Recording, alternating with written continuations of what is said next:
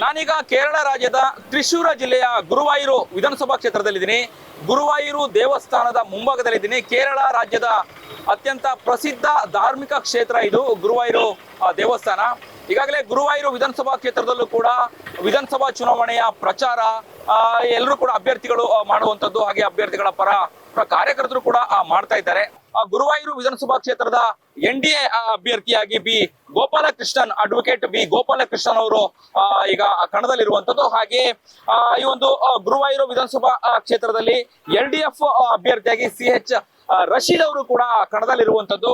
ಹಾಗೆ LDF ಅಭ್ಯರ್ಥಿ NK Akbar ಅಂದ್ರೆ ಸಿಟ್ಟಿಂಗ್ MLA, ಈ ಹಿಂದೆ ಶಾಸಕರಾಗಿದ್ದಂತಹ ಅಕ್ಬರ್ ಅವರಿಗೂ ಕೂಡ ಹೆಚ್ಚು ಇಲ್ಲಿ ಮತದಾರರು ಅಥವಾ ಇಲ್ಲಿ ಜನಾಭಿಪ್ರಾಯ ಮತ್ತೆ ಅಕ್ಬರ್ ಅವರೇ ಬರ್ಬೇಕನ್ನುವಂತಹ ಅಭಿಪ್ರಾಯನೂ ಕೂಡ ಇರುವಂತದ್ದು.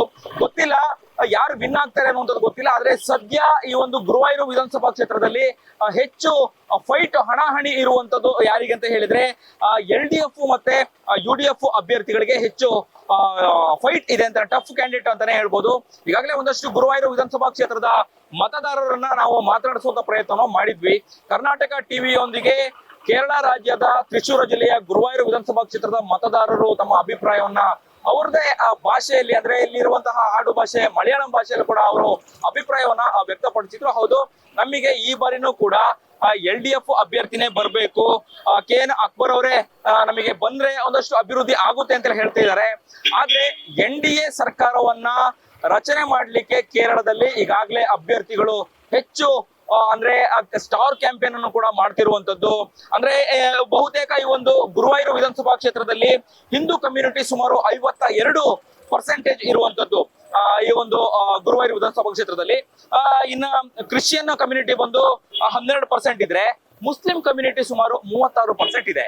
ಹಾಗಾಗಿ ಇಲ್ಲಿ ಒಂದ್ ರೀತಿಯಾಗಿ ಕರ್ನಾಟಕದ ಒಂದು ಎಲೆಕ್ಷನ್ ಮಾದರಿಯಲ್ಲಿ ಅಥವಾ ಜಾತಿ ರಾಜಕೀಯನ ಮಾಡುವಂತದನ್ನ ನಾವು ಜಾತಿ ರಾಜಕೀಯವನ್ನ ಲೆಕ್ಕಾಚಾರ ಹಾಕೋದಾದ್ರೆ ಕೇರಳದಲ್ಲೂ ಕೂಡ ಈ ಒಂದು ಕಮ್ಯುನಿಟಿ ಲೆಕ್ಕಾಚಾರ ಕೂಡ ಹಾಕ್ಬೇಕಾಗತ್ತೆ. ಯಾವ್ಯಾವ ಕಮ್ಯುನಿಟಿಯಲ್ಲಿ ಎಷ್ಟು ಪರ್ಸೆಂಟ್ ಇದೆ, ಆ ಒಂದು ಕಮ್ಯುನಿಟಿಯಿಂದ ಎಷ್ಟು ಇಲ್ಲಿ ಮತ ವಿಂಗಡಣೆ ಆಗ್ಬಹುದು ಅನ್ನುವಂಥದ್ದನ್ನ ನಾವು ಅನಲೈಸ್ ಮಾಡ್ಬೇಕಾಗತ್ತೆ.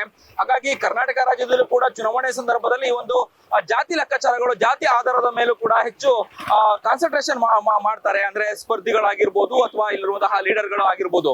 ಹಾಗಾಗಿ ಗುರುವಾಯೂರು ವಿಧಾನಸಭಾ ಕ್ಷೇತ್ರದಲ್ಲಿ ಈ ಬಾರಿ ಅಕ್ಬರ್ ಅವರು ಮತ್ತೆ ಗೆಲ್ತಾರ, ಅಕ್ಬರ್ ಅವ್ರನ್ನ ಮತದಾರರು ಕೈ ಹಿಡಿತಾರ ಅನ್ನುವಂಥದ್ದನ್ನ, ಕಮ್ಯುನಿಸ್ಟ್ ಸರ್ಕಾರವನ್ನ ಮತ್ತೆ ಇಲ್ಲಿ ರಚನೆ ಆಗುತ್ತಾ ಕೇರಳದಲ್ಲಿ ಅನ್ನುವಂಥದ್ದು ನಾವು ಸದ್ಯ ಕಾದ್ ನೋಡ್ಬೇಕಾಗಿರುವಂತದ್ದು.